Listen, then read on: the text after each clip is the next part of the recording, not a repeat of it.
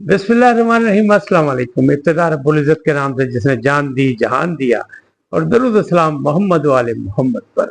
आइए उनके साथ नासिर नकवी हाज़िर खिदमत है। नाज़रीन, वीडियो 71 गले का फंदा। पीटीआई को जलसे की इजाजत मिल गई इस्लामाबाद में, लेकिन रफड़ कुछ और है। मोहसिन अख्तर कियानी एक बार फिर बरसे गरजे, ये क्या मसला है? और मखसूस नशिस्तों के फड्डे में एक नया फड्डा।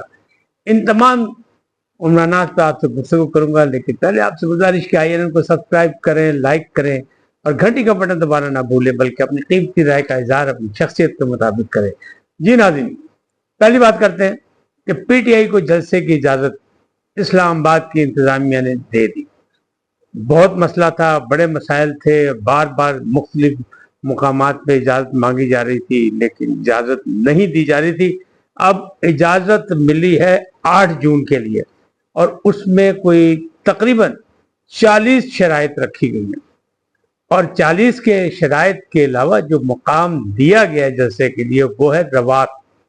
जबकि PTI का जलसा जो था वो चाहते थे कि इस्लामाबाद में हो, तो इस्लामाबाद से दूर, लिहाजा PTI उसी तरह एहतजाजी कि नहीं, ये हमें मंजूर नहीं। शराइत हैं तकरीबन 40-39, और उसमें यह कहा गया कि सिक्योरिटी के इंतजाम अपने करें, अदारों के खिलाफ या अहम शख्सियात के खिलाफ कोई किसी किस्म की जबान नारेबाजी नहीं की जाएगी, हुल्लड़बाजी नहीं होगी, सिक्योरिटी के इंतजाम आप खुद करेंगे। तो बहुत सी शराइत रखी गई, लेकिन ममलकत के खिलाफ भी कोई बात नहीं करेंगे। यानी जिसको मर्जी आप अदलिया के खिलाफ, ममलकत के खिलाफ, जनरल फौज के खिलाफ कोई बात नहीं करेंगे। अब ये चीजें तो बाद में डिस्कशन आएंगी, अंडर डिस्कशन जेर बहस आएंगी। पहली बात पर उन्होंने इनकार कर दिया कि जनाब रवाज से तो असी जलसा करना ही नहीं, हमने तो इस्लामाबाद की इंतजामिया से इस्लामाबाद में जगह मांगी थी। तो वो तो बात खत्म हो गई कि इस्लामाबाद में जगह नहीं दी, लिहाजा एहतजाज जारी। अभी भी ये जलसा जो है खटाई में है कि 8 जून को जलसा होगा या नहीं होगा, अभी कोई फैसला नहीं हुआ। दूसरी बात, मोहसिन अख्तर कियानी साहब जो पहले भी बहुत बोले थे अहमद फराद के लापता गुमशुदगी पर, यानी जब वो ईमान मजारी ने जाकर वहां पर किया, उनकी अहलिया गई, जब बोले थे, लेकिन बाद में उनका रवैया नरम हो गया और पुलिस ने यह भी बता दिया कि जनाब आप सेक्टर कमांडर और फलाने फलाने को जो बुला रहे हैं वो आपकी मर्जी, ये तो आज़ाद कश्मीर पुलिस के पास है और वहाँ अरेस्ट है, इस पे रिमांड भी ले लिया गया है, मुकदमे भी 2 हैं। तो आज उसकी समाअत में ये हुआ कि उनसे कहा गया, हुकूमत की जानिब से डिप्टी अटार्नी जनरल पेश हुए, उन्होंने कहा जनाब अब तो बंदा लग गया और वो आज़ाद कश्मीर में हमारी दूर से बाहर है, लिहाजा मुकदमा जो है दाखिल दफ्तर कर दे।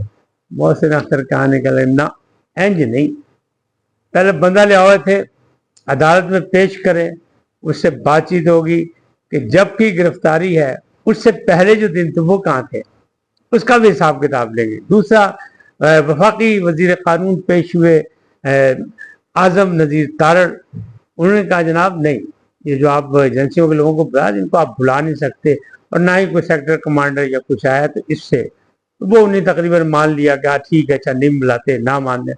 लेकिन मामला जो अभी सुलझे नहीं है, अभी अगली डेट पे वो आएंगे, जब तक अहमद फराज आएंगे नहीं अदालत में, जब तक ये मसला निपटाया नहीं जा सकेगा। अच्छा, अब बात करते हैं उसकी मखसूस नशिस्तों की।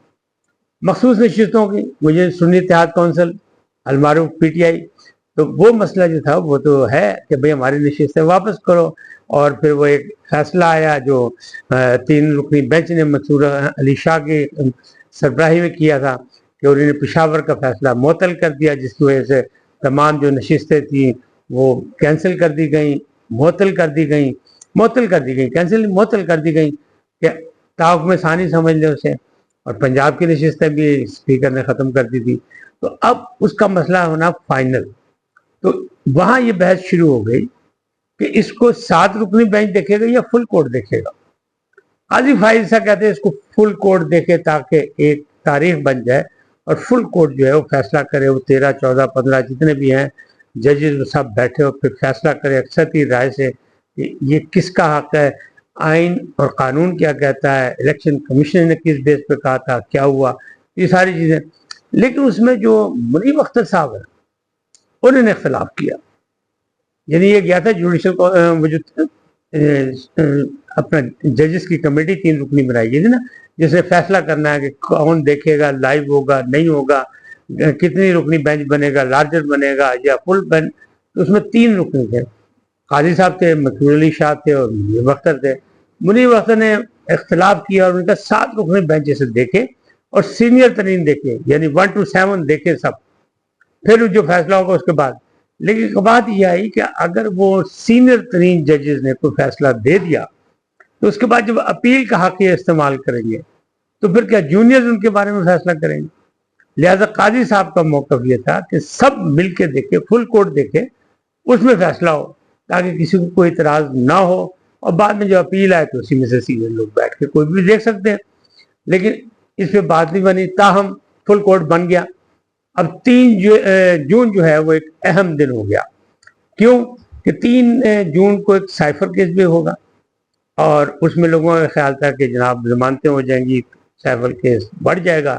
لیکن دوسری طرف یہ ہے کہ نہیں, وہ واپس بھی ہو جائے گا کہ یعنی اسے ریمانڈ بیک کر دیا جائے گا کہ دوبارہ سے پھر ایک باری پھر تو سنو, پہلے بھی ہو چکا ہے ایک دفعہ, اب دفعہ پھر یہ ہو گیا نہیں جی صحیح طریقے سے نہیں سنا گیا, اس میں جلد بازی کی گئی, ایک بار پھر سنو. یہ بھی ہو سکتا ہے.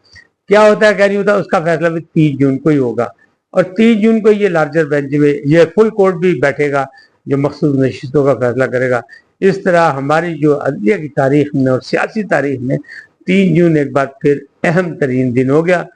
بڑا کٹ ہوئے گا اور بڑے فیصلے ہوں گے اور اس کے فیصلوں کے اثرات بھی بہت ہوں گے.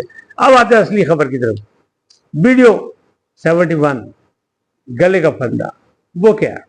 وہ بھائی جو ہے بانی پی ٹی آئی کے اکاؤنٹ سے ایک ویڈیو ریلیز ہوئی جس میں موازنہ کیا گیا 71 کے حالات کا اور موجودہ یعنی 2024 کے حالات کا, اور پھر دونوں کے الیکشن کا کہا گیا. پھر مینڈیٹ کی بات کی گئی اور یہ ثابت کرنے کی کوشش کی گئی مجیب الرحمان غدار نہیں تھا, اس کا مینڈیٹ چوری کیا گیا, اس کو مینڈیٹ نہیں دیا گیا, لہذا اس نے پھر غداری کی.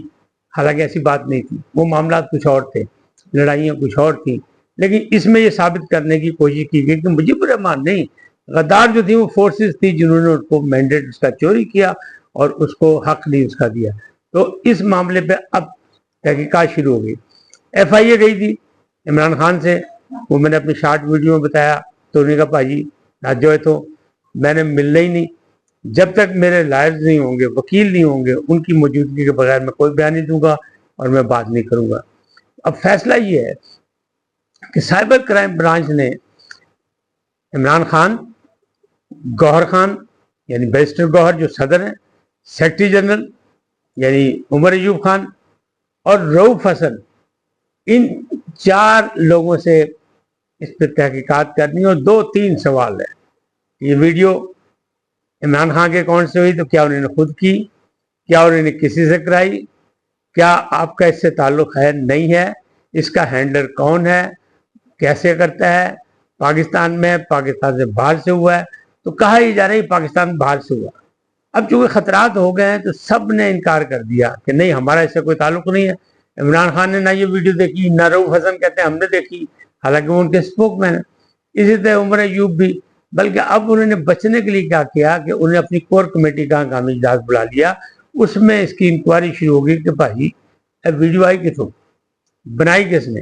لیکن سائبر کرائم یہ دیکھ رہا ہے کہ یہ جناب اس کے سہولت کار کون ہے, بنائی کس نے, آئیڈیا کس کا, ریلیز کس نے کی. تو کہنے والے یہ کہہ رہے ہیں کہ اب یہ جو ہے ویڈیو خاص طور پہ 71 کے حوالے سے اور شیخ مجیب کے حوالے سے جب موازنہ کر کے اور پاک فوج کو بدنام کرنے کی کوشش کی گئی تو پھر جناب یہ 9 مئی سے بڑا واقعہ ہے. اور عمران خان یا ان کے حمایتیوں نے یا ان کے نادان دوستوں نے ایک بار پھر اپنے پاؤں پر کلہاڑی نہیں کلہاڑا مارا ہے.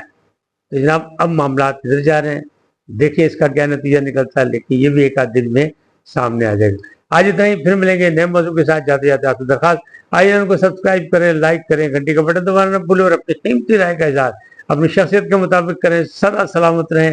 اللہ نگہبان.